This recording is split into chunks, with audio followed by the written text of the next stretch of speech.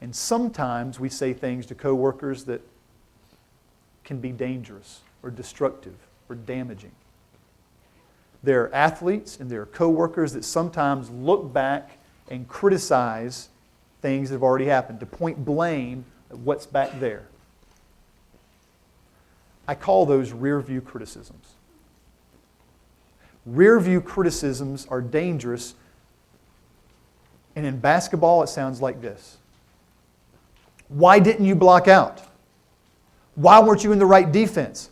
Why didn't you set that screen? But people who give rear-view criticisms don't realize that nobody can go back and change the past. See, in your office it might be, why didn't you get that paperwork in? Why weren't you here on time?